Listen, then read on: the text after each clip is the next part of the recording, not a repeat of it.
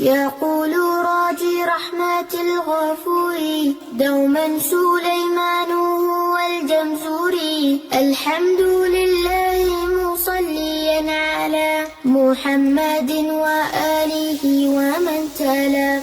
وبعد هذا النظم للمريد في النون والتنوين والمدود، سميته بتحفة الأطفال عن شيخنا المهين ذي الكمال.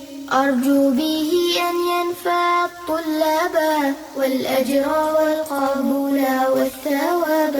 للنون إن تسكن وللتنوين 4 أحكام فخذ تبيني. فالأول الإظهار قبل أحرفي للحلق 6 رتبت فلتعرفي. همز فهاء ثم عين حاء مهملتان ثم غين خاء.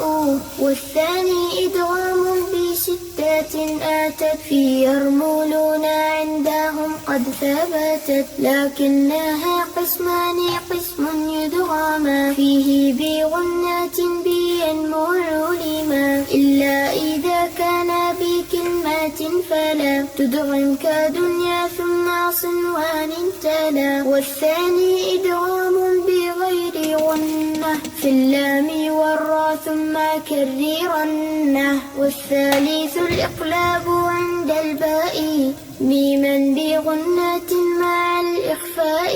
والرابع الإخفاء عند الفاضل من الحروف واجب للفاضل في 5 من بعد 10 رمزها. في كلم هذا البيت قد ضمنتها. صف ذا ثنا كم جاد شخص قد سما دم طيبا زد في توقا ضع ظالما. وغن ميما ثم نونا شددا وسمي كلا حرف غنات بدا. والميم إن تسكن تاجي قبل الهجاء لا ألف اللينات لذي الحجاب.